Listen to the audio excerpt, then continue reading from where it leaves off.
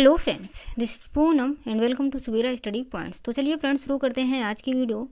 और आज हम डिस्कस करेंगे मध्यकालीन भारत। पूरा मध्यकालीन भारत एक ही वीडियो में हम कंप्लीट कर लेंगे। और इसके पिछले वीडियो में हमने प्राचीन इतिहास को डिस्कस किया था, तो यदि आपने वो वीडियो नहीं देखा है तो उसको भी देख लें। टाइम क्योंकि कम है तो एक एक वीडियो में हम इनको कवर कर लेंगे। एक वीडियो में प्राचीन और एक में मध्यकालीन और एक वीडियो में जो आधुनिक इतिहास है उसको भी कंप्लीट कर लेंगे। तो चलिए फ्रेंड्स, शुरू करते हैं। उससे पहले यदि आप चैनल पर नए हैं तो चैनल को सब्सक्राइब कर लें, साथ ही बेल आइकन भी प्रेस कर लें ताकि आने वाली सभी वीडियो की नोटिफिकेशन आप लोगों को मिलती रहे। और यहाँ पर ये जो नोट्स हैं ये NCERT और SCERT बेस्ड हैं, तो काफ़ी इम्पोर्टेंट है। तो वीडियो को पूरा लास्ट तक देखें, स्किप ना करें। तो चलिए शुरू करते हैं। सबसे पहले गुज्जर प्रतिहार वंश की बात करेंगे। और यहाँ पर जो पॉइंट है वो ज़्यादा नहीं है, सिर्फ इम्पोर्टेंट पॉइंट्स ही हैं। तो चलिए देख लेते हैं। इस वंश का संस्थापक हरिश्चंद्र था, परंतु वास्तविक संस्थापक कौन था? नागभट्ट प्रथम। तो याद रखना है कि जो गुज्जर प्रतिहार वंश है, संस्थापक हरिश्चंद्र एंड वास्तविक संस्थापक नागभट्ट प्रथम। और इसी वंश के शासक वत्सराज ने 783 से 85 ईस्वी में कन्नौज पर अधिकार को लेकर के त्रिपक्षीय संघर्ष को प्रारंभ किया था। तो ये भी याद रखना है, ये जो त्रिपक्षीय संघर्ष हुआ था इसको प्रारंभ किसने किया था? गुज्जर प्रतिहार वंश के एक शासक वत्सराज ने। और वत्सराज के पुत्र नागभट्ट द्वितीय ने कन्नौज को अपनी राजधानी बनाया था। तो कन्नौज को राजधानी किसने बनाया था? नागभट्ट द्वितीय ने। एंड प्रसिद्ध विद्वान राजशेखर प्रतिहार नरेश महेंद्रपाल के दरबार में रहते थे। इस वंश का जो सर्वश्रेष्ठ शासक है वो मिहिर भोज है। किस वंश का? गुज्जर प्रतिहार वंश का, जिसने कन्नौज के त्रिपक्षीय संघर्ष में अंतिम रूप से कन्नौज पर अधिकार करके इसे अपनी राजधानी बनाया। इसने आदि वराह की उपाधि भी धारण की थी। तो गुज्जर प्रतिहार वंश में क्या क्या याद रखना है? संस्थापक हरिश्चंद्र और जो वास्तविक संस्थापक है नागभट्ट प्रथम। और इसके अलावा जो सबसे सर्वश्रेष्ठ शासक है वो मिहिर भोज, और इसने आदि वराह की उपाधि भी धारण की थी। आगे हम बात कर लेते हैं जेजाक भुक्ति के चंदेल। तो इसका लगभग इसका जो उदय है वो लगभग 9वीं शताब्दी के पूर्वार्ध में बुंदेलखंड क्षेत्र में हुआ था। और चंदेल गुज्जर प्रतिहारों के सामंत थे, यानी कि जो चंदेल हैं वो गुज्जर प्रतिहारों के ही सामंत थे। प्राचीन ग्रंथों एवं अभिलेखों के अनुसार चंदेल चंद्रवंशी क्षत्रिय थे, परंतु ब्रिटिश इतिहासकार B.A. स्मिथ इन्हें गोंड जनजातीय मूल का मानते हैं। इस वंश की स्थापना नन्नुक ने की थी। इसी वंश के शासक जयसिंह या जेजा के नाम पर इस साम्राज्य का नाम जेजाक भुक्ति पड़ा। इसकी राजधानी क्या थी? खजुराहो थी। और पृथ्वीराज तृतीय के द्वारा इस वंश के शासक परमार देव को पराजित करने के कारण इस वंश की शक्ति का पतन हो गया था। आगे बादामी या वातापी के चालुक्य पुलकेशिन प्रथम इसके वास्तविक संस्थापक माने जाते हैं। और कीर्तिवर्मन प्रथम को वातापी वंश का प्रथम निर्माता कहा जाता है। पुलकेशिन द्वितीय इस वंश का सबसे प्रतापी शासक था। इसी के ऐहोल अभिलेख से वातापी के चालुक्यों के विषय में प्रमाणिक जानकारी भी मिलती है।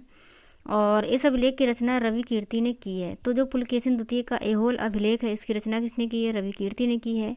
और इसी अभिलेख से वातापी के जो चालुक्य हैं उनके बारे में हमें जानकारी मिलती है। एंड जो वातापी के चालुक्य थे तो इसका जो सबसे प्रतापी शासक था वो कौन था? पुलकेशिन द्वितीय था। ऐहोल अभिलेख के अनुसार पुलकेशिन द्वितीय ने हर्षवर्धन को पराजित किया था एवं परमेश्वर की उपाधि भी धारण की थी। तो ये भी आपको याद रख लेना है कि जो पुलकेशिन द्वितीय था उसने हर्षवर्धन को पराजित करके परमेश्वर की उपाधि धारण की थी। इसकी जानकारी हमें किससे मिलती है? ऐहोल अभिलेख से। गुजरात के जो चालुक्य थे अथवा सोलंकी वंश, तो मूलराज प्रथम ने इस वंश की स्थापना एवं अनहिलवाड़ को अपनी राजधानी बनाया था। आगे हम देख लेते हैं भीम प्रथम इस वंश का सर्वाधिक प्रसिद्ध शासक हुआ। इसी के समय महमूद गजनवी ने सोमनाथ मंदिर पर आक्रमण किया था। तो ये याद रख लेना है कि जो सोमनाथ पर आक्रमण किया था महमूद गजनवी ने, वो किसके शासन काल में किया था? किस शासक के समय? भीम प्रथम के समय पर किया था। अब हम देखते हैं कल्याणी के चालुक्य। तो कल्याणी के जो चालुक्य हैं तो इस वंश की स्थापना तैलप द्वितीय ने की थी। एंड विक्रमांक देव चरित के रचयिता विल्हड़ एवं मिताक्षरा के रचयिता ज्ञानेश्वर थे। इस वंश के शासक विक्रमादित्य षष्ठ के समकालीन थे। और इस वंश का जो अंतिम शासक है वो सोमेश्वर चतुर्थ था। तो क्या क्या याद रख लेना है कि स्थापना किसने की थी, तैलभ द्वितीय ने की थी। और जो विक्रमांक देव हैं, मतलब विक्रमांक देव चरित्र के जो रचयिता हैं विल्हड़, और मिताक्षरा के जो रचयिता हैं विज्ञानेश्वर, ये विक्रमादित्य षष्ठ के समकालीन थे, जो कि चालुक्य वंश का था। उसके बाद आगे बात करते हैं राष्ट्रकूट वंश। तो दंती दुर्ग ने 752 ईस्वी में इस वंश की स्थापना की थी, राष्ट्रकूट वंश की। और राष्ट्रकूट शासक कृष्ण फर्स्ट ने एलोरा के प्रसिद्ध कैलाश मंदिर का निर्माण भी करवाया था। ये भी इम्पोर्टेंट है, ये पूछा जाता है कि एलोरा के जो प्रसिद्ध कैलाश मंदिर हैं किन शासकों के द्वारा बनाया गया था, तो राष्ट्रकूटों के द्वारा। और किस शासक ने बनाया था, तो कृष्ण प्रथम ने बनाया था। एंड राष्ट्रकूट शासक की जो राजभाषा है वो क्या थी, कन्नड़ थी। अमोघ वर्ष के दरबार में जिनसेन और सक्तायन तथा महावीराचार्य नामक विद्वान रहते थे। तो जो जिनसेन थे इनकी रचनाएं कौन थी, हरवंश और पाशुभ्युदल। एंड जो सक्तायन है इनकी रचना अमोघ शक्ति, और महावीराचार्य की रचना क्या थी, गणित सार थी। अमोघ वर्ष ने कन्नड़ भाषा में कविराज मार्ग नामक ग्रंथ की रचना की थी। एंड कन्नड़ भाषा के 3 महान विद्वान पोन्ना, पंपा एवं रन्ना इसी काल से संबंधित थे। पल्लव वंश की बात करते हैं तो सिंह विष्णु को पल्लव वंश का संस्थापक माना जाता है। संगम ग्रंथ मणि मेखले के अनुसार पल्लव राज की उत्पत्ति चोल वंश के शासक और नाग वंश की कन्या से माना जाता है। सिंह विष्णु के समय भारवी ने किरातार्जुनीयम महाकाव्य की रचना की थी। एंड महेंद्र वर्मन प्रथम इस वंश का सबसे प्रतापी शासक हुआ। अनेक चैत्यों के निर्माण के कारण इसको चैत्यकारी की उपाधि प्रदान की गई थी। इसने संस्कृत एकांगी मत्विलास प्रहसन नामक हास्य ग्रंथ की रचना की थी। नरसिंह वर्मन प्रथम के समय चीनी यात्री हुएनसांग कांची आया, और जो नरसिंह वर्मन द्वितीय है इसने कांची के कैलाश मंदिर एवं महाबलीपुरम के तटीय मंदिर का निर्माण करवाया था। तो जो कांची का कैलाशनाथ मंदिर है और महाबलीपुरम के जो तटीय मंदिर है निर्माण किसने करवाया था, नरसिंह वर्मन द्वितीय ने। इस वंश के अंतर्गत महेंद्र वर्मन शैली, मामल शैली एवं राज सिंह शैली मंदिर निर्माण की प्रमुख शैलियाँ थीं। और पल्लव वंश का जो अंतिम शासक है वो कौन था, अपराजित वर्मन था। आगे हम बात करते हैं चोल वंश की। तो चोल वंश की जो स्थापना है किसने की थी, विजयालय ने की थी। और इसकी राजधानी क्या थी, तंजौर या तंजावुर थी। तो चोल वंश की जो राजधानी क्या है, तंजौर या तंजावुर। स्थापना विजयालय ने। विजयालय के पुत्र आदित्य प्रथम ने पांड्य और गंग शासकों को पराजित करके अपने साम्राज्य को और अधिक सुदृढ़ किया था। इसके अलावा परांतक प्रथम ने श्रीलंका की सेना को वेलूर के युद्ध में पराजित किया था। और इसके अलावा जो परांतक है, तो परांतक प्रथम की मृत्यु के पश्चात चोल शक्ति का पतन होने लगा, जिसके पश्चात इसका पुनः जीर्णोद्धार किसने किया था, राजराज प्रथम ने किया। राजराज प्रथम ने 1004 ईस्वी से लेकर के 1012 ईस्वी के मध्य कई नौसैनिक अभियान भी किए थे। और इसके अलावा राजराज प्रथम ने मालदीव पर भी विजय प्राप्त की थी। एंड राजराज प्रथम ऐसा प्रथम चोल शासक था जिसने भूमि की पैमाइश करवाई एवं उसके आधार पर कर का निर्धारण किया था। तो भूमि की पैमाइश करवाने वाला प्रथम चोल शासक कौन था, ये था राजराज प्रथम। राजन प्रथम ने बाद में अनुराधापुर के दक्षिणी भाग को भी जीत लिया। इसने बंगाल पर सफल अभियान करके वहां के शासक महिपाल को पराजित किया और गंगैकोंड चोलपुरम की उपाधि धारण की थी। तो जो राजेंद्र प्रथम है इसने किसकी उपाधि धारण की थी, गंगैकोंड चोलपुरम। ये इम्पोर्टेंट पॉइंट है, तो इसको आपको याद रखना है। आगे हम देखते हैं, इसने मलय प्रायद्वीप, जावा, सुमात्रा एवं अन्य द्वीपों जैसे पर सैन्य अभियान किए। इसने तंजौर के निकट गंगैकोंड चोलपुरम को अपनी राजधानी भी बनाया था। और कुलोत्तुंग प्रथम 1070 ईस्वी में चीन में अपना राजदूत भेजा था। एंड राजेंद्र तृतीय ने चोल वंश का अंतिम शासक था। तो जो राजेंद्र तृतीय है ये चोल वंश का अंतिम शासक था। चोलकालीन प्रशासन की बात कर लेते हैं। तो जो चोलकालीन प्रशासन है केंद्रीय प्रशासन था जिसमें शासक का पद वंशानुगत होता था। और ये जो प्रशासन है निम्न रूप में विभाजित था, राष्ट्र, और फिर जो राष्ट्र हैं मंडल, उसके बाद वलनाडु, कोट जिसको बोलते थे, या फिर कमिश्नरी, एंड उसके बाद नाडु जिसे जिला कहा जाता था, फिर कुर्रम, कुर्रम क्या होता था, गांवों का समूह होता था। उसके बाद उर जो कि एक गांव होता था। आगे हम बात करते हैं चोलकालीन प्रशासन में राजा की सहायता हेतु दरबारी अधिकारियों की एक सभा होती थी जो उड्डन कुट्टम कहलाती थी। तो दरबारी अधिकारियों की जो सभा थी क्या कहलाती थी? उड्डन कुट्टम कहलाती थी। और इसमें उच्च श्रेणी के अधिकारी पेरुंदनम एवं निम्न श्रेणी के जो अधिकारी थे वो सिरुदनम कहलाते थे। एंड विद पिल नामक अधिकारी राष्ट्र भ्रमण करके स्थानीय प्रशासन पर निगरानी भी रखते थे और नाडु का प्रशासन नाडु वगाए नामक अधिकारी देखता था। इसके अलावा इनके कार्य संचालन हेतु वरियम तथा वारियार नामक समितियां होती थीं। अब हम बात करते हैं मुस्लिम आक्रमण यानी कि भारत पर जो मुस्लिम आक्रमण हुए। तो सबसे पहले अरबों की सिंध विजय, अरब के बारे में जानते हैं। तो भारत पर जो आक्रमण करने वाला प्रथम मुस्लिम आक्रमणकारी था वो कौन था? उबैदुल्लाह था। इसकी जानकारी हमें चचनामा एवं बिलादुरी द्वारा रचित पुस्तक फुतूह अल बलदान से प्राप्त होती है।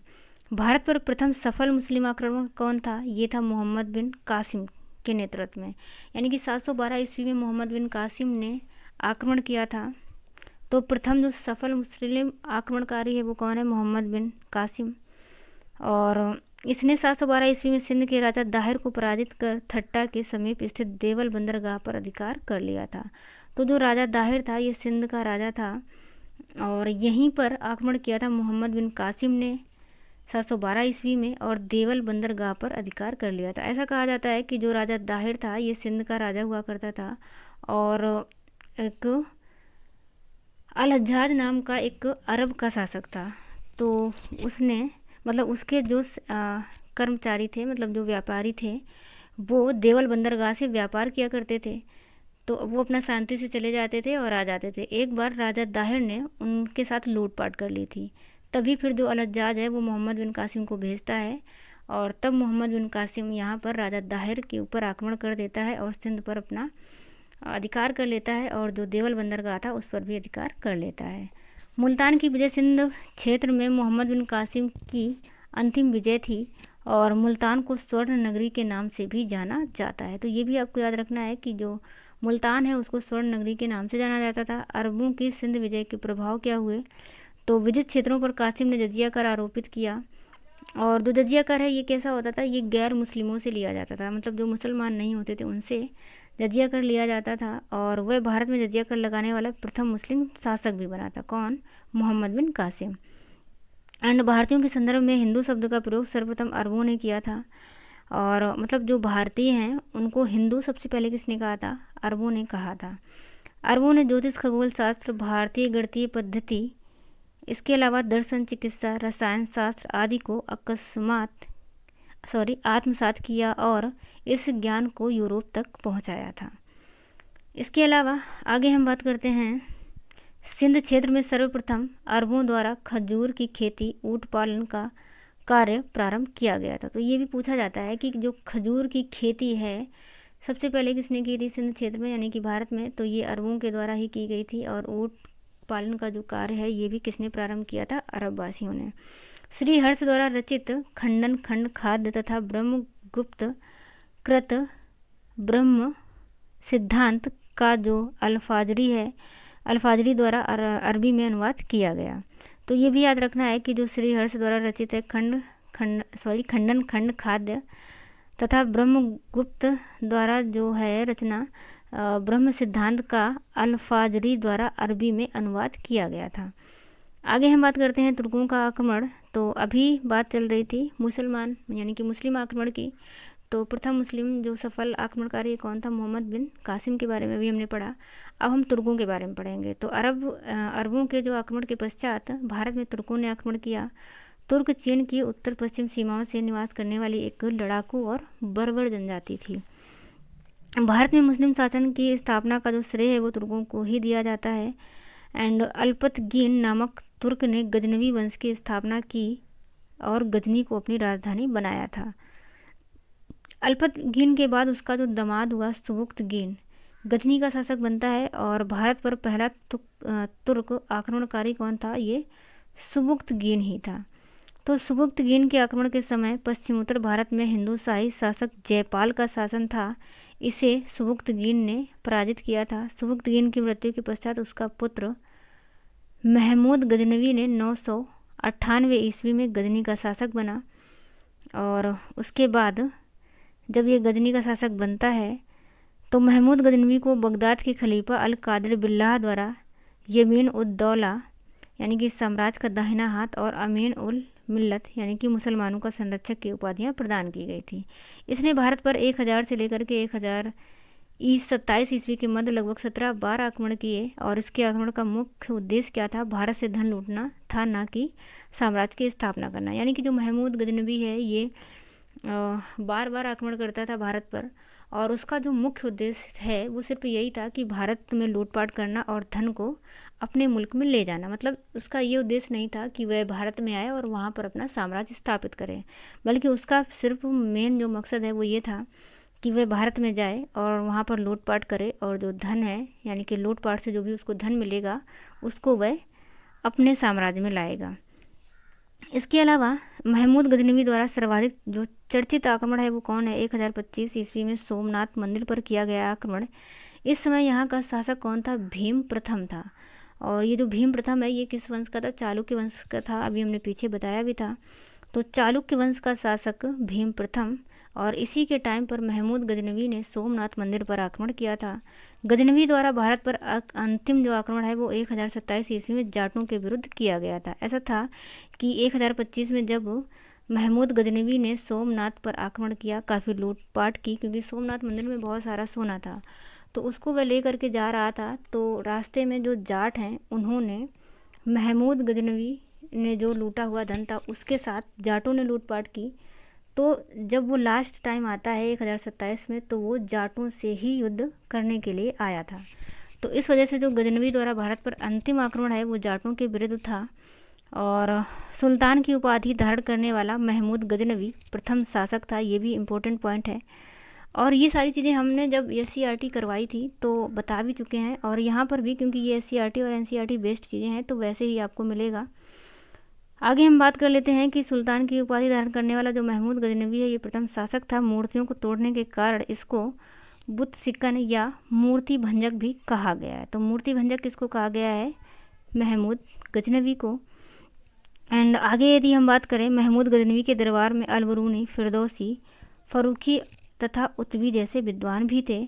अलबरूनी द्वारा किताब उल हिंद इम्पोर्टेंट है। अलबरूनी द्वारा किताब उल हिंद, उत्वी द्वारा किताब उल यामनी तथा फिरदौसी फारसी का होमर यानी कि इनके द्वारा शाहनामा नामक पुस्तक की रचना की गई थी। फिरदौसी शाहनामा, अलबरूनी किताब उल हिंद और उत्वी किताब उल यामनी, ये चीज़ें आपको याद रखनी है। अब हम बात करते हैं मोहम्मद गौरी की। तो 12वीं सदी के मध्य में गयासुद्दीन मोहम्मद बिन साम गौर का शासक बनता है और गयासुद्दीन का छोटा भाई शिहाबुद्दीन मोहम्मद बिन साम 1173 ईस्वी में गजनी को जीतकर वहाँ का शासक बना। शिहाबुद्दीन को ही मोहम्मद गौरी के नाम से जाना गया। तो मोहम्मद गौरी आता है ये भारत में। इसने इसका जो प्रथम आक्रमण है 1175 ईस्वी में मुल्तान पर किया था इसने। उस समय मुल्तान पर करमाथी जाति का शासन था और मोहम्मद गौरी को भारत में मुसलमान साम्राज्य का संस्थापक भी माना जाता है, क्योंकि जो मोहम्मद गौरी है यही इसी का जो गुलाम था कुतुबुद्दीन ऐबक, उसको यहाँ पर छोड़ के जाता है तो उसने गुलाम वंश की स्थापना की थी।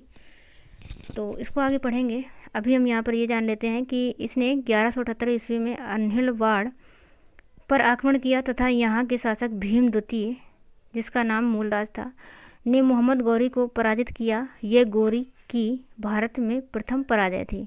तो आप देख सकते हैं कि जो मोहम्मद गौरी है इसने जब 1178 ईस्वी में आक्रमण किया था तो जो भीम द्वितीय है इसने इसको पराजित कर दिया था।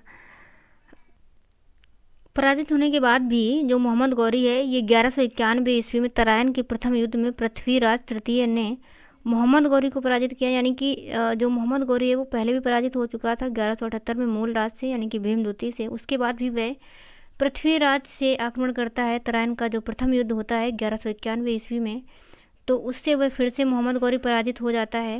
एंड 1192 ईस्वी में जो मोहम्मद गौरी है ये फिर से आक्रमण करता है और फिर से ये पृथ्वीराज से युद्ध करता है और इस बार ये पूरी तैयारी के साथ युद्ध करता है। और तराइन का जो द्वितीय युद्ध है ये भी पृथ्वीराज के साथ ही होता है और इस बार पृथ्वीराज की हार हो जाती है। तराइन के युद्धों का वर्णन मिनहाज उज सिराज की पुस्तक तबकात ए नासरी और हसन निजामी की पुस्तक ताजुल मासिर में किया गया है।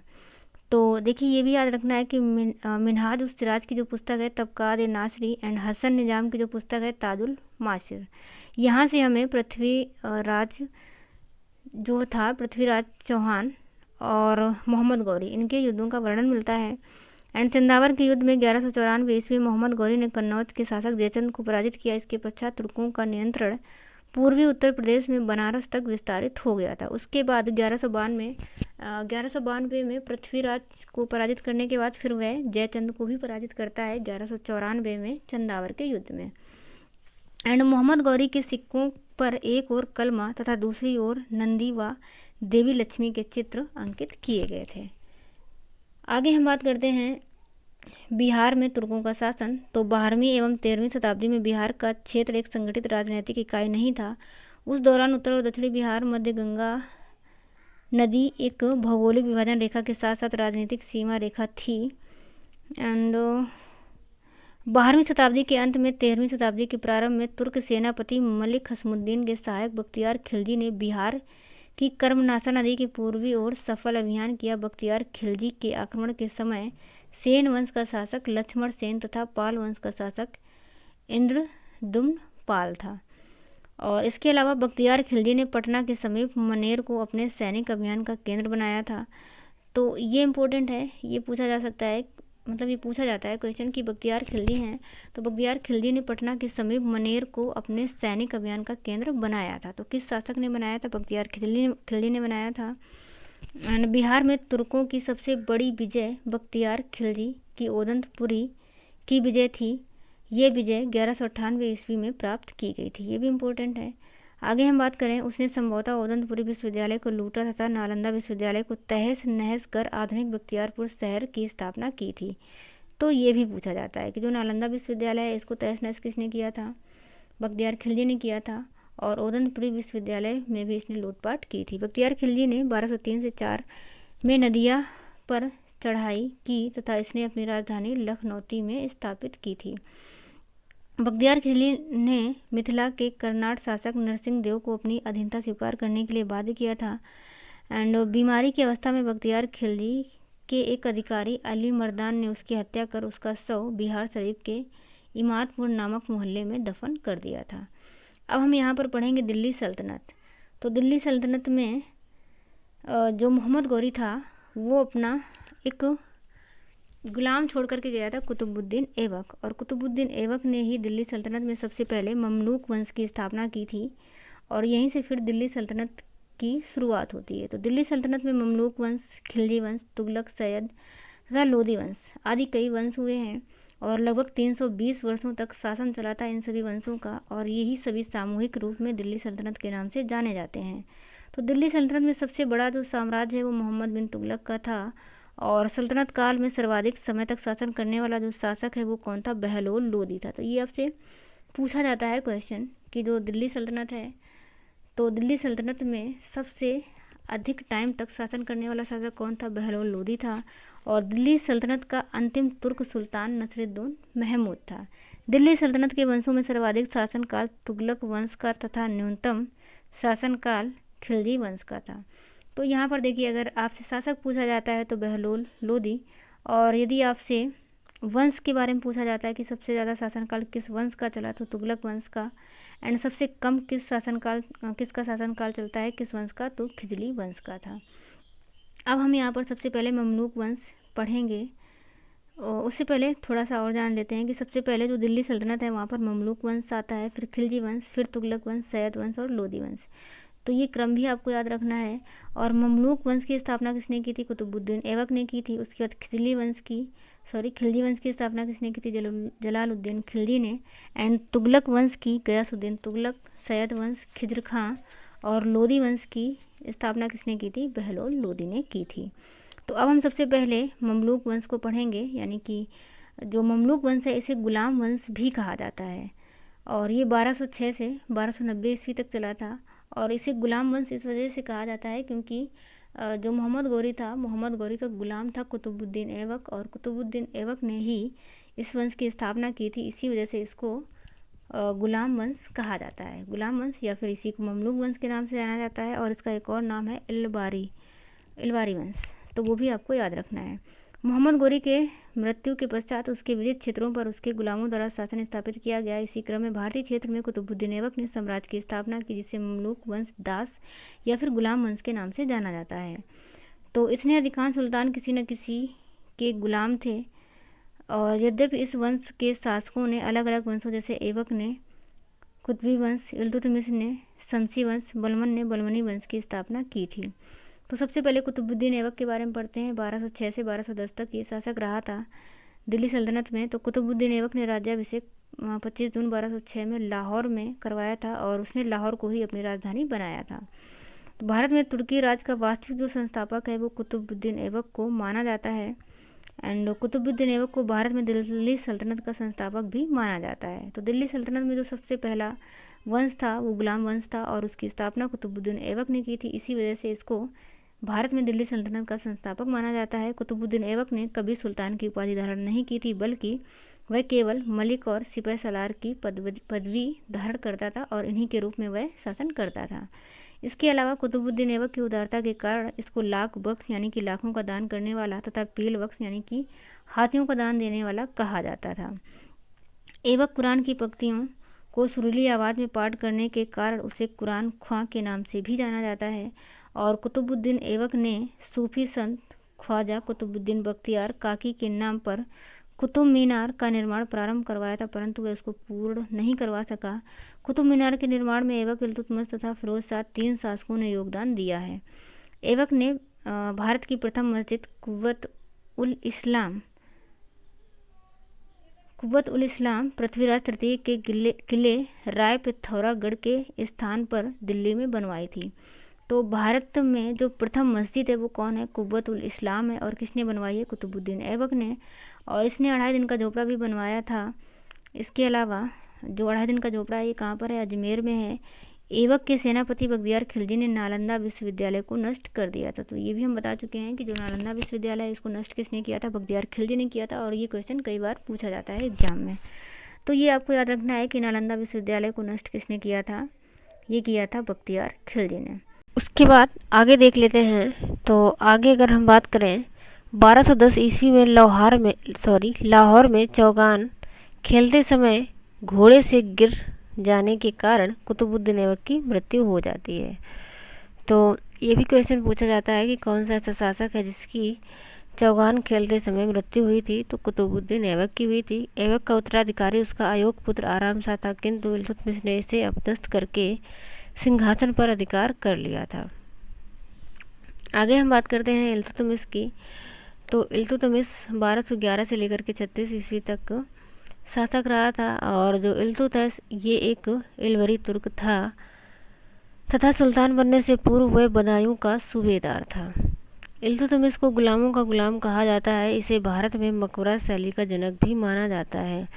तो जो इल्तुतमिश है ये कुतुबुद्दीन ऐबक का गुलाम था, और जो कुतुबुद्दीन ऐबक है वो मोहम्मद गौरी का गुलाम था। इस वजह से इल्तुतमिश को गुलामों का गुलाम भी कहा जाता है। एंड इसे भारत में मकबरा शैली का जनक भी माना जाता है। एक चीज़ और बता दें आपको, जो इल्तुतमिश है तो क्योंकि जब कुतुबुद्दीन ऐबक की मृत्यु हो गई तो उसका पुत्र जो है आराम शाह शासक बनता है, किंतु इल्तुतमिश ने इसे अपदस्थ कर दिया था। मतलब इल्तुतमिश का कहना था कि जो गुलाम वंश है उसमें जो उसका उत्तराधिकारी होगा वो गुलाम रहेगा, यानी कि जो कुतुबुद्दीन ऐबक है वो मोहम्मद गौरी का गुलाम था, वही शासक बना। तो अब कुतुबुद्दीन ऐबक का जो गुलाम है वो इल्तुतमिश है, तो इस वजह से उसने कहा कि मैं शासक बनूंगा। तो वह अपना अधिकार कर लेता है। उसकी मृत्यु हो जाती है, आराम शाह की हत्या करके वह अपना अधिकार वहाँ पर कर लेता है। उसके बाद इल्तुतमिश को दिल्ली सल्तनत का वास्तविक संस्थापक एवं प्रथम वैधानिक सुल्तान भी माना जाता है। ये भी इम्पोर्टेंट है। इसने दिल्ली सल्तनत की राजधानी लाहौर से दिल्ली स्थानांतरित की एवं बगदाद के खलीफा से सुल्तान पद की उपाधि भी धारण की थी। तो जो कुतुबुद्दीन ऐबक है उसने राजधानी लाहौर बनाया था, किंतु जो इल्तुतमिश है उसने दिल्ली में स्थानांतरित कर ली थी। इल्तुतमिश ने 40 योग्य तुर्क गुलामों को मिलाकर एक 40 दल जिसे तुर्कान चहलगामी का गठन किया था। और इल्तुतमिश ने भारत में एकता व्यवस्था प्रारंभ की। और इसके अलावा इल्तुतमिश ने ही सर्वप्रथम शुद्ध अरबी के सिक्के भी चलवाए थे। इसने चांदी का टक्का तथा तांबे का जीतल नामक सिक्के चलवाए थे। ये पूछा जाता है, दिल्ली सल्तनत में प्रशासकीय संरचनाओं में फारसी राजतंत्रीय परंपराओं की शुरुआत इल्तुतमिश के समय से हुई थी। इल्तुतमिश पहला शासक था जिसने उत्तराधिकारी के सिद्धांत को वंशानुगत बनाया, और इल्तुतमिश दिल्ली सल्तनत का पहला सुल्तान था जिसने हसम ए कल्ब यानी कि केंद्रीय सेना का गठन किया था। इसने अपने पुत्र नसरुद्दीन महमूद का मकबरा सुल्तानगढ़ी में बनवाया। ये भारत में तुर्कों द्वारा निर्मित पहला मकबरा था। तो भारत में तुर्कों द्वारा जो निर्मित पहला मकबरा है वह कौन सा था? वो था जो नसरुद्दीन महमूद का मकबरा था, और जो कि सुल्तानगढ़ी में बनवाया गया था। इसके अलावा ग्वालियर अभियान से लौटते समय इल्तुतमिश ने अपनी बेटी रजिया को अपना उत्तराधिकारी घोषित कर दिया था। रुकनुद्दीन फिरोज शाह, तो 1236 तक इल्तुतमिश रहता है। उसके बाद फिर रुकनुद्दीन फिरोज शाह आता है। तो इल्तुतमिश ने अपनी मृत्यु से पूर्व रजिया सुल्तान को उत्तराधिकारी नियुक्त किया था, किंतु रुकनुद्दीन फिरोज शाह शासनकाल में उसकी माँ शाह तुर्कान, जो एक तुर्क दासी थी, का शासन पर नियंत्रण स्थापित हो गया। और उसके बाद रजिया सुल्तान 1236 से 1240, तो रजिया सुल्तान सल्तनत की प्रथम व अंतिम मुस्लिम महिला शासिका थी। रजिया ने पर्दा प्रथा का त्याग किया और पुरुषों के समान कबा या कुबा, जो जिसे कोट को कहा जाता था, कबा या कुबा तथा कुल्ला टोपी पहनकर दरबार में आने लगी थी।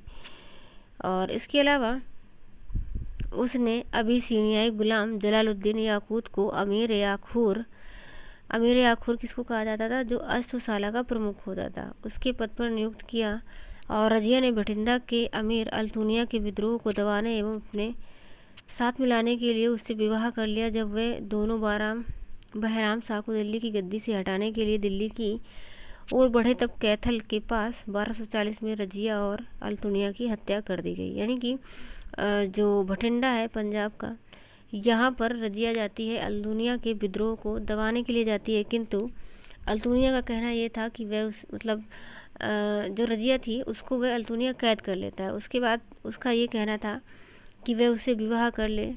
तो ऐसे में जो रजिया है उससे विवाह कर लेती है और दोनों वापस लौट रहे थे। तो लौटते टाइम जो बहराम शाह था उसने रास्ते में ही कैथल में उन दोनों की हत्या करवा दी थी। हत्या करवाने के बाद बहराम शाह 1240 से 42 ईस्वी तक शासक रहता है। इसी काल में अमीरों के दबाव में एक नया पद नाया में ममलकात का सृजन किया गया। इस पद पर सर्वप्रथम एतगीन को नियुक्त किया गया। बहराम शाह के शासनकाल में 1241 में मंगोलों का आक्रमण होता है, और इसी आक्रमण में जो बहराम शाह है इसकी मृत्यु हो जाती है। उसके बाद फिर नसरुद्दीन महमूद शासक बनता है। और महमूद एक संत स्वभाव वाला व्यक्ति था, जो टोपी सील कर कुरान की आयतों को लिखकर बाजार में बेचकर अपना जीवन यापन करता था। इसने बलवन को नायाब ममलिकात के पद पर नियुक्त किया। तो जो बलवन है यही शासन का संपूर्ण अधिकार इसी के हाथों में था। मतलब जो बलवन है ये शासन की देखरेख यही करता था। और नसरुद्दीन महमूद को समर्पित तबकात-ए-नासरी की रचना मिन्हाज-उस-सिराज ने की थी। आगे हम बात करते हैं बलवन की। तो बलवन का वास्तविक नाम बहाउद्दीन था। नसरुद्दीन महमूद ने बलवन को उलूग खां की उपाधि भी प्रदान की थी। ये भी पूछा जाता है उलूग खां की उपाधि किसको मिली थी? बलवन को। बलवन ने इल्तुतमिश द्वारा स्थापित तुर्कान चहलगामी को समाप्त कर दिया। बलवन ने अपने विरोधियों के प्रति कठोर रक्त एवं लौह की नीति का पालन किया था। तो रक्त एवं लौह की नीति किसने अपनाई थी? बलवन ने। ये भी इम्पोर्टेंट है। और तुर्कान चहलगामी जो इल्तुतमिश ने स्टार्ट किया था उसको बलवन ने समाप्त कर दिया था। आगे हम बात करते हैं, बलवन प्रथम सुल्तान था जिसने राजत्व के सिद्धांत का प्रतिपादन किया। इसका राजत्व सिद्धांत लौह एवं रक्त नीति तथा प्रतिष्ठा, शक्ति व न्याय पर आधारित थी। बलवन ने राजत्व को नियामत एक खुदाई यानी कि ईश्वर द्वारा प्रदत्त अधिकार तथा राजा को जिल्ले इलाही ईश्वर की छाया कहा था।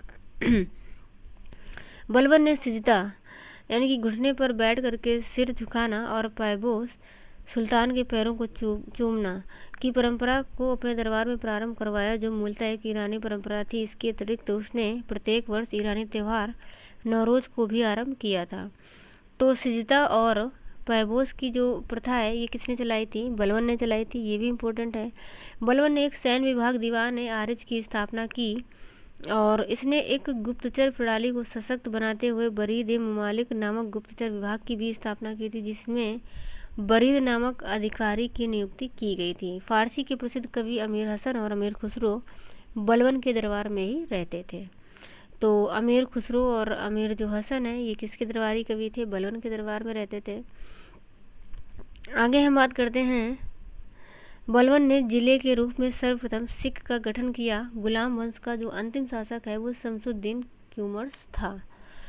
उसके बाद ममलूक वंश यानी कि गुलाम वंश के टाइम में जो बिहार है, तो बिहार के बारे में भी जान लेते हैं। बिहार को दिल्ली सल्तनत के अधीन करने वाला जो प्रथम सुल्तान है वो कौन था? इल्तुतमिश था। इल्तुतमिश ने 1225 ईस्वी में बिहार शरीफ एवं बाढ़ पर अधिकार कर लिया तथा तेलिया गढ़ी के समीप बिहार के शासक हिसामुद्दीन इवाज को हरा दिया था। इसके अलावा इल्तुतमिश ने अपना पहला सूबेदार मलिक जानी को नियुक्त किया और हिसामुद्दीन इवाज ने मलिक जानी को अपदस्थ कर पुनः बिहार को अपने अधीन कर लिया था। एंड आगे बात करते हैं कि जो इल्तुतमिश का पुत्र था नसीरुद्दीन महमूद ने हिसामुद्दीन इवाज को पराजित किया तथा अवध बिहार और लखनौती को एक ही प्रशासनिक इकाई के रूप में संगठित कर लिया था। 1227 ईस्वी से लेकर 29 तक इसने शासन भी किया था। लखनौती के इख्तियारुद्दीन बलका द्वारा विद्रोह किए जाने के कारण इल्तुतमिश को लखनौती जाना पड़ा और उसने बल्ग खां को पराजित किया तथा बिहार एवं बंगाल को पृथक कर मलिक सैफुद्दीन ऐबक को बिहार का उपशासक और अलाउद्दीन जानी को बंगाल का उपशासक नियुक्त किया था। तत्पश्चात उसने तुगान खां को बिहार का सूबेदार भी बनाया था। तो ये चीज़ें आपको याद रखनी है। बिहार के बारे में बलबन के शासनकाल के दौरान पुनः बिहार को बंगाल से अलग कर दिया गया और गया के बनराज नामक राजा की गया प्रशस्ति से मिले विवरण से ये प्रमाणित होता है कि गया का क्षेत्र दिल्ली सल्तनत के अधीन था। अब हम देखते हैं आगे खिलजी वंश 1290 से 1320 ईस्वी तक। खिलजी तुर्क ही थे जो महमूद गजनवी एवं मोहम्मद गौरी के समय भारत आए थे। भारत के सुल्तानों के समय सेना एवं अन्य प्रशासनिक पदों पर नौकरी करने लगे। इन्होंने गुलाम वंश की अराजकता का लाभ उठाया, दिल्ली पर अपना शासन स्थापित कर लिया। और जो खिलजी वंश है इसकी जो स्थापना है किसने की थी? जलालुद्दीन फिरोज शाह खिलजी ने की थी। और 13 जून 1290 को कैकूबाद द्वारा निर्मित किलोगढ़ महल में अपना राज्याभिषेक करवाया था। इसने किलोखरी को अपनी राजधानी भी बनाया।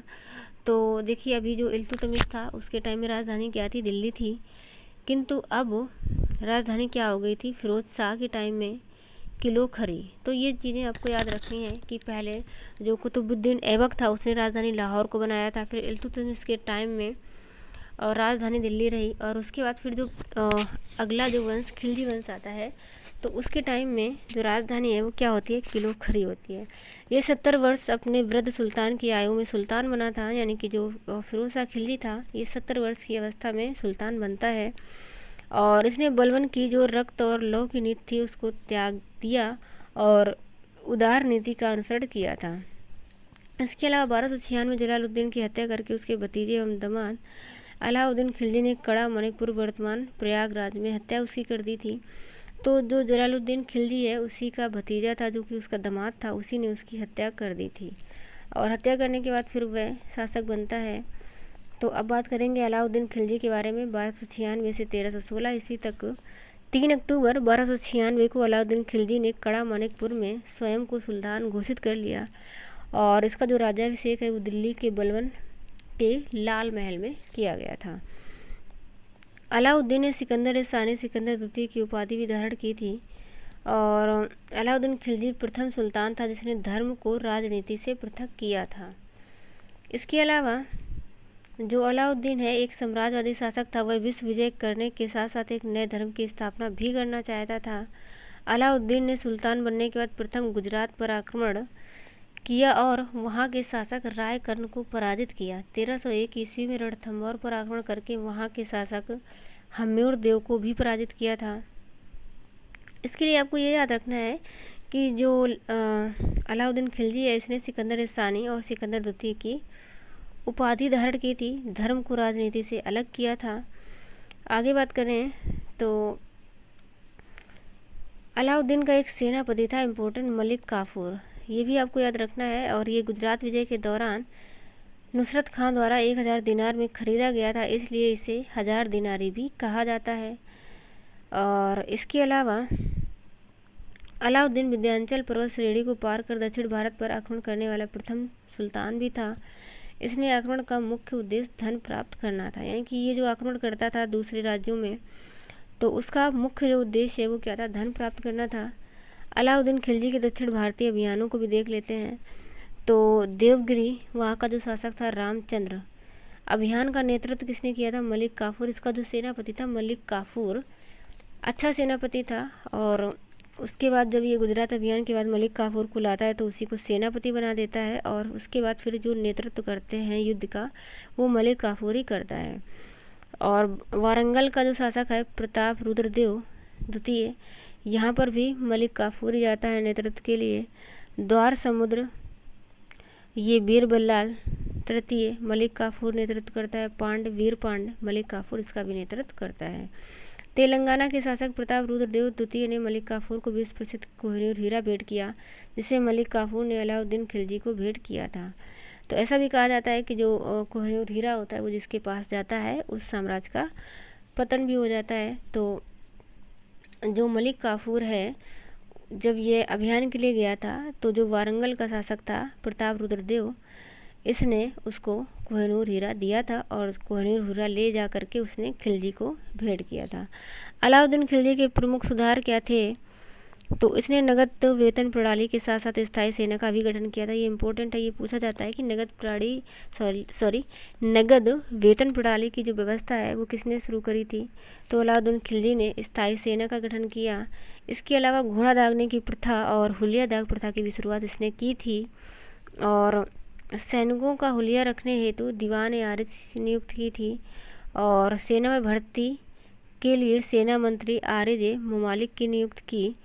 और अलाउद्दीन खिलजी ने पहले से प्रचलित जागीर प्रथा को समाप्त कर दिया था।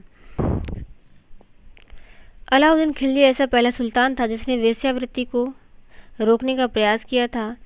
और दीवान मुस्तखराज नामक विभाग की भी स्थापना की थी इसने, जो कि राजस्व विभाग था। और इसके अलावा बाजार नियंत्रण की भी नीति अपनाई थी इसने। और नियंत्रित करने के लिए दीवान रियासत विभाग का गठन किया। मलिक याकूब को इसका प्रथम अध्यक्ष इसने बनाया था। आगे हम बात करते हैं अलाउद्दीन के बाजार नियंत्रक अधिकारी जो थे बरीद मंडी, बाजार निरीक्षक सहना मंडी, बाजार अधीक्षक दीवान रियासत, बाजार नियंत्रक और मुन्ही गुप्तचर थे। आगे हम बात करते हैं अलाउद्दीन पहला शासक था जिसने भूमि की पैमाइश करवाई। भूमि के उपज के आधार पर लगाने को निर्धारित, मतलब जो लगान है उसको निर्धारित इसने किया था। इस व्यवस्था को लागू करने के लिए उसने दीवान मुस्तखराज विभाग की स्थापना की थी और उपज का 50% राजस्व के रूप में लिया जाता था।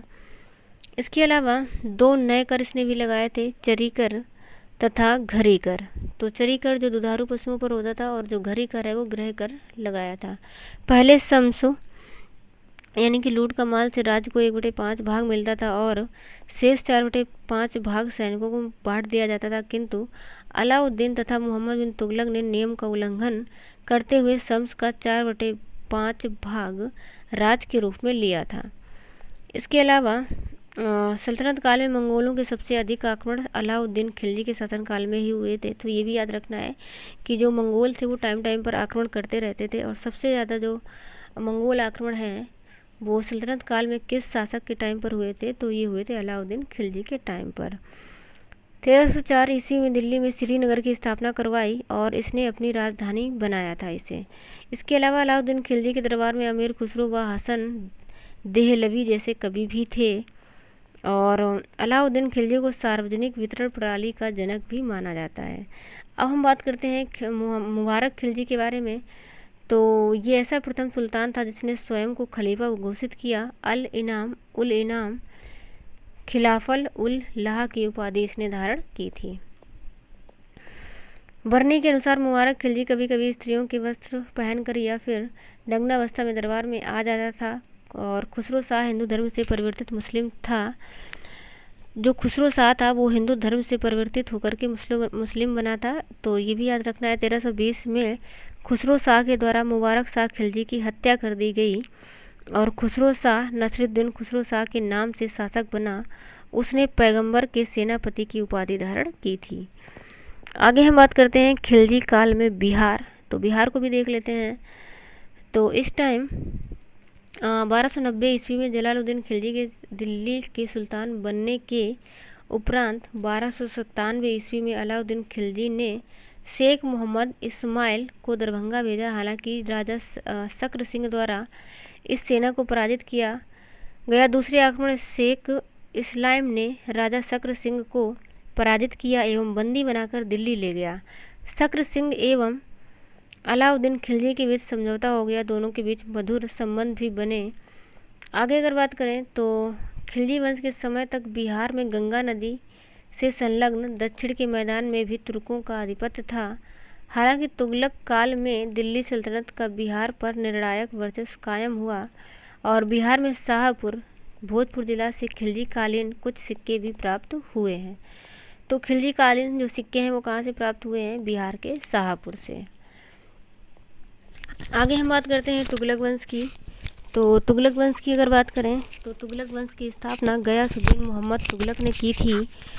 दिल्ली सल्तनत के काल में तुगलक वंश के शासकों ने सबसे अधिक समय तक शासन किया और तुगलक काल में विजारत का स्वर्णकाल यानी कि वजीरों का स्वर्णकाल कहते हैं। तो ये भी याद रखना है, तुगलक काल को वजीरों का स्वर्णकाल या विजारत का स्वर्णकाल कहा जाता है। इब्न बतूता के अनुसार ये तुर्कों की कराना शाखा से संबंधित थे।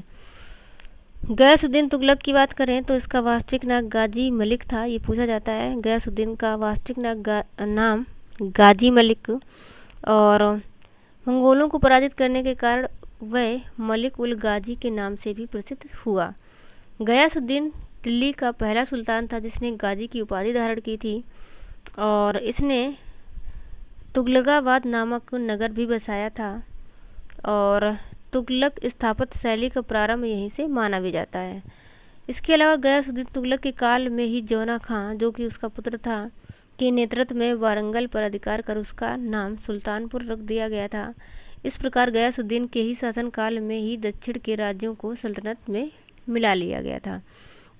डाक व्यवस्था को पूर्णतः संगठित करने का श्रेय गयासुद्दीन तुगलक को जाता है और इसके अलावा सल्तनत काल में नहरों का निर्माण प्रारंभ करने वाला जो प्रथम शासक है वो कौन है? गयासुद्दीन तुगलक है। तो ये सारे इम्पोर्टेंट पॉइंट हैं कि जो सल्तनत काल है वहाँ पर नहरों का निर्माण करवाने वाला जो प्रथम शासक है कौन है? गयासुद्दीन तुगलक है। और डाक व्यवस्था को पूरी तरीके से संगठित किसने किया था? ये भी गयासुद्दीन तुगलक ने किया था। गयासुद्दीन तुगलक तथा सूफी संत निजामुद्दीन औलिया के अच्छे संबंध नहीं थे। बंगाल अभियान से लौटते समय सुल्तान ने आदेश दिया था कि उसके दिल्ली पहुंचने से पहले ये औलिया दिल्ली छोड़ दे या राजकोष का सारा वैसा वापस कर दे।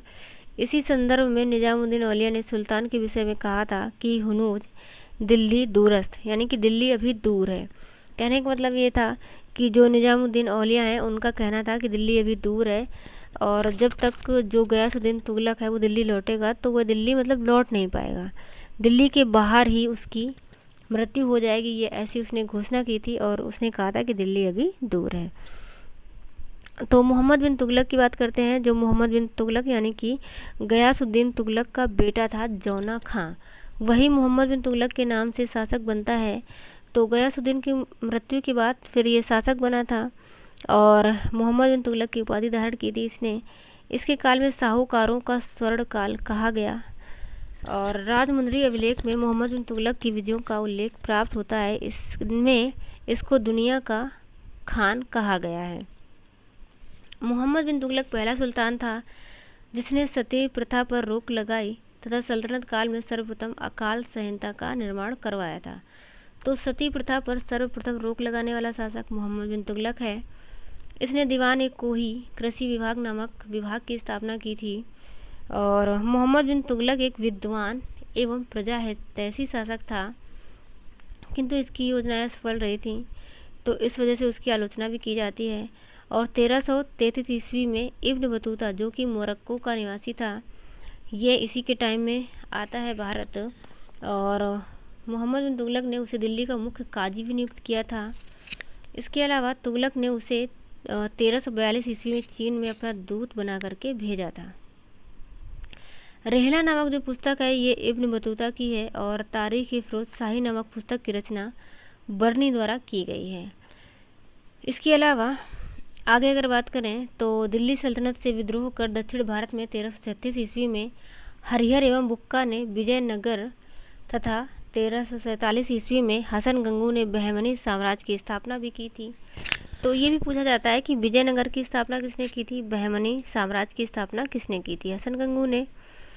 और जैन संत जिन प्रभा सूरी से मोहम्मद बिन तुगलक के घनिष्ठ संबंध थे, उसने जैन संत जम्बू जी को भूमि अनुदान भी की थी। इसके अलावा जो मोहम्मद बिन तुगलक है, इसने जहाँ अपना नगर की स्थापना की थी, और दिल्ली सल्तनत का प्रथम सुल्तान था जिसने हिंदुओं के मुख्य त्यौहार होली में भाग लिया था। एंड इसके अलावा इसने जो उत्तर एवं दक्षिण भारत है वहाँ पर भी राजनैतिक, प्रशासनिक एवं सांस्कृतिक एकीकरण का प्रयास किया था। और 1351 में सिंध के विद्रोह में दमन के दौरान बीमारी के कारण इसकी फिर मृत्यु हो जाती है। आगे बात करते हैं फिरोज शाह तुगलक। तो मोहम्मद तुगलक के बाद 23 मार्च 1351 ईस्वी को फिरोज शाह तुगलक शासक बनता है, और इसने पहला जो अपना राज्याभिषेक है ठट्टा के निकट करवाया था, तथा दूसरा जो राज्याभिषेक है वह दिल्ली में अगस्त 1351 ईस्वी में करवाया था। आगे अगर बात करें तो जो फिरोज शाह है ये दिल्ली सल्तनत का प्रथम सुल्तान जिसने ब्राह्मणों पर भी जजिया कर लगाया, यानी कि जो जजिया कर लगता था वो गैर मुस्लिमों पर लगता था, मतलब जो मुसलमान नहीं होते थे, किंतु जो ब्राह्मण हैं उन पर नहीं लगाया जाता था। यानी कि ब्राह्मणों को छोड़ करके लगता था और मुसलमानों को छोड़ करके लगाया जाता था। लेकिन जो फिरोज शाह है इसने ब्राह्मणों पर भी इस कर को लगाया था। फिरोज शाह ने 24 विभिन्न करों को समाप्त कर इस्लामी कानूनों द्वारा स्वीकृत केवल 4 करों खराज, खम्स और जजिया एवं ज़कात की वसूली करी थी। इसने किसानों पर लगे तकावी ऋणों को माफ़ कर दिया था और सिंचाई कर भी लगाया था, हक ए सर्व जिसे कहा जाता था। फिरोज शाह ने सम्राट अशोक के 2 शिलालेखों टोपरा एवं मेरठ को दिल्ली में स्थापित करवाया। और इसके अलावा फिरोज शाह ने अपनी आत्मकथा फुतूहात एवं फिरोज शाही लिखी थी। तुगलक ने व्यापक स्तर पर नहरों का निर्माण करवाया और स्त्रियों को संतों की मज़ारों पर जाने पर प्रतिबंध एवं पर्दा प्रथा को भी इसने प्रोत्साहन दिया था। इसके अलावा फिरोज शाह ने अद्दा एवं विक तांबे एवं चांदी के चहलों, हस्तगानी तथा ससगनी नामक सिक्के चलवाए थे और सेना में वंशानुगत सिद्धांत लागू किया था। इसने व्यावसायिक शिक्षा नीति को लागू करने वाला पहला सुल्तान था। इसके अलावा फिरोज शाह तुगलक द्वारा हिसार, फतेहाबाद, फिरोजपुर, जौनपुर, फिरोजाबाद आदि नगर बसाए गए थे। जैनपुर की स्थापना उसने अपने भाई जौना खां मोहम्मद बिन तुगलक की स्मृति में की थी। तो ये भी याद रखना है आपको। इसके अलावा इसने एक अनुवाद विभाग की स्थापना की थी। ये पहला शासक था जिसने हिंदू धर्म ग्रंथों का संस्कृत से फारसी में अनुवाद करवाया था, तो ये भी इम्पोर्टेंट है। एंड आगे अगर बात करें तो फिरोज शाह ने बेरोजगार व्यक्तियों को काम दिलाने के लिए एक रोजगार दफ्तर तथा जनता को मुफ्त इलाज के लिए दारुल सफ़ा नामक अस्पताल की स्थापना करी थी।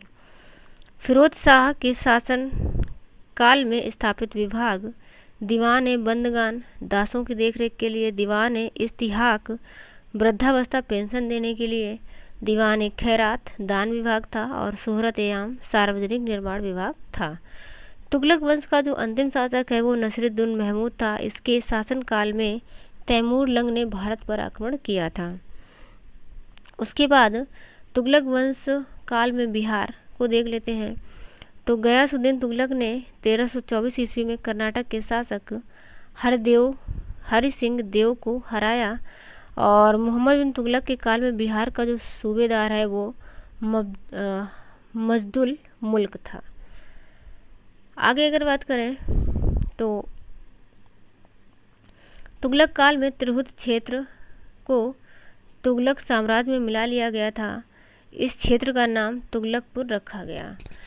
और इसके अलावा मोहम्मद तुगलक के समय में दरभंगा में एक दुर्ग तथा जामा मस्जिद का निर्माण भी करवाया गया। तिरहुत पर आधिपत्य कर फिरोज शाह तुगलक ने एक नए राजवंश की स्थापना की। इस वंश को वैनवार वंश या अनिलवाड़ वंश कहा जाता है।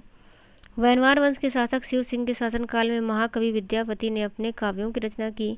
पटना और गया के क्षेत्रों में फिरोज शाह तुगलक के कई अभिलेख भी प्राप्त होते हैं।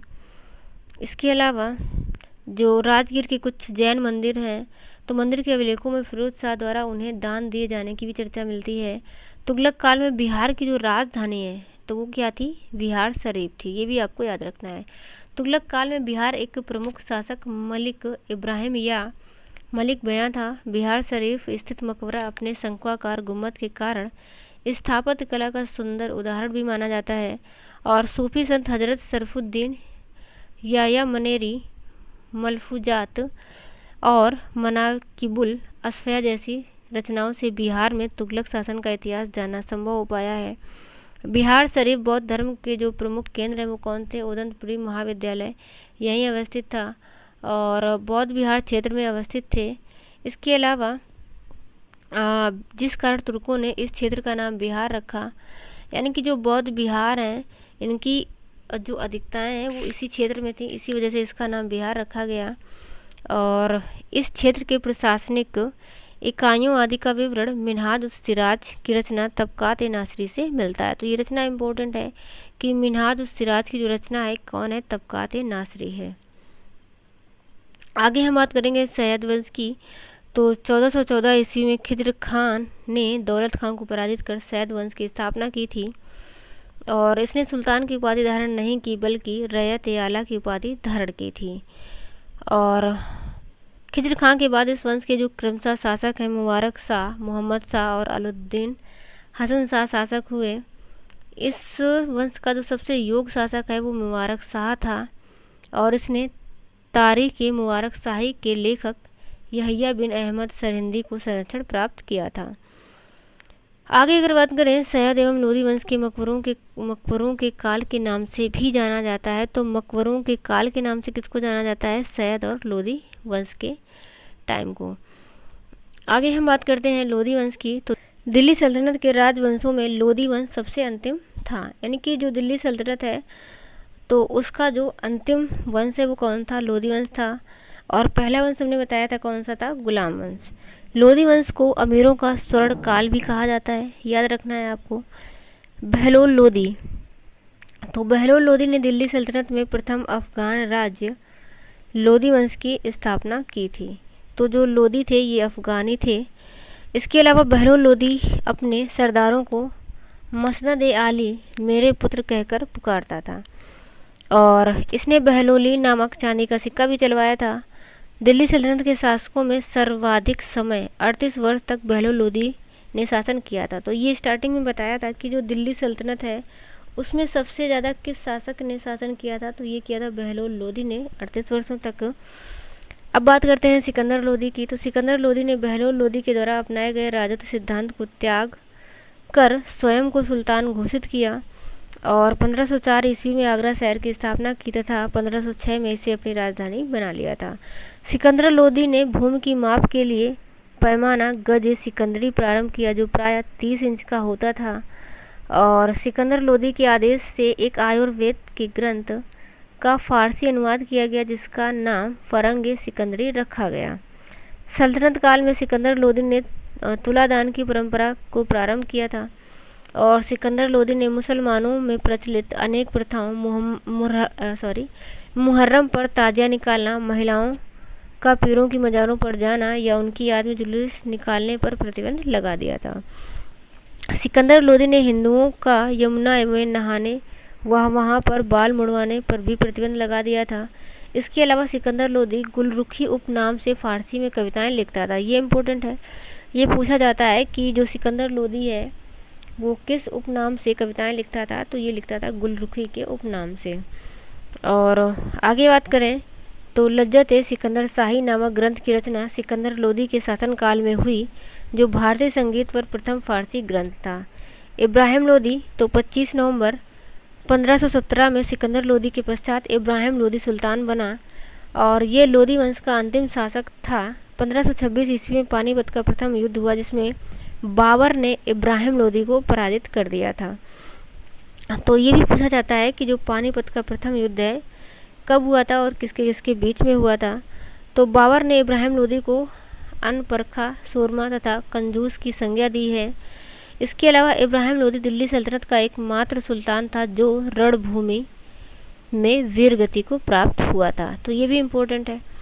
आगे हम बात करते हैं लोदी काल में बिहार क्या था। तो सिकंदर लोदी में बिहार अभिलेख से ज्ञात होता है कि 1495 से 96 ईस्वी में जौनपुर के शासक हुसैन शाह सरकी को पराजित कर उसने दरिया खान नुहानी को बिहार का प्रशासक नियुक्त किया था। लोदी शासकों के काल में बिहार नुहानी अफगानों की स्थिति मजबूत थी।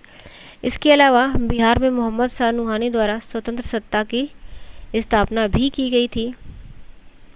और आगे अगर बात करें तो सल्तनत कालीन प्रशासन की बात कर लेते हैं। तो केंद्रीय प्रशासन कैसा था?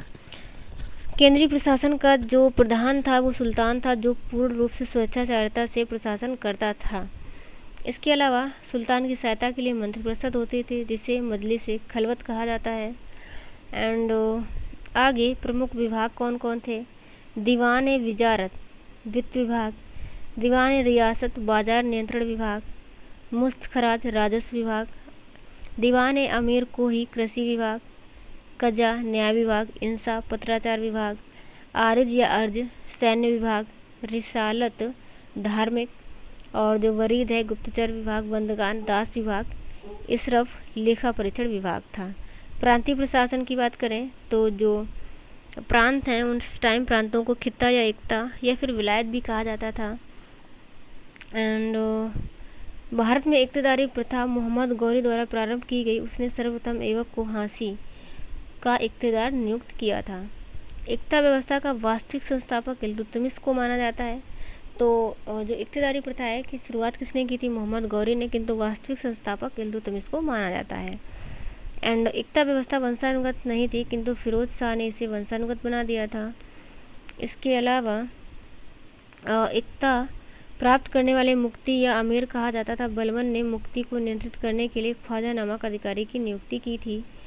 और लोदी काल में इक्तदार को क्या कहा जाता था? वजहदार कहा जाने लगा था। गयासुद्दीन तुगलक ने एकता की आय और उसके द्वारा नियुक्त सैनिकों की आय में स्पष्ट विभाजन कर दिया था। इसके अलावा सल्तनत काल के प्रमुख अधिकारी आरिज मुमालिक सैन्य विभाग का प्रधान, एंड बरीद मुमालिक गुप्तचर विभाग का प्रमुख, सुद्र सुदूर धार्मिक विभाग का प्रधान, अमीर आखुर असूसाला का प्रधान, एंड सर जहांदर सुल्तान के अंगरक्षकों का प्रमुख, और नायाब ममलिकात बाराम शाह द्वारा सृजित, यानी कि जो नायाब ममलिकात है ये एक पद का सृजन किया गया था बहराम शाह के द्वारा। वकील दर राज परिवार विभाग से संबंधित था। काजी उल कुजात न्याय विभाग का प्रमुख, और मुन्नियान या मुन्नी ये गुप्तचर थे। आगे बात करते हैं स्थानीय प्रशासन की। तो जो प्रांत हैं वो सिक्कों में विभाजित थे और जिन्हें लोदी काल में सरकार कहा जाने लगा था। और जो सिख का प्रमुख है वो सिकदार कहलाता था।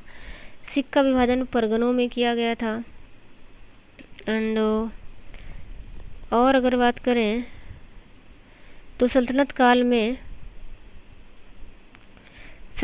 में सबसे प्रशासनिक जो इकाई है, सल्तनत काल में जो सबसे प्रशासनिक इकाई है वो क्या थी?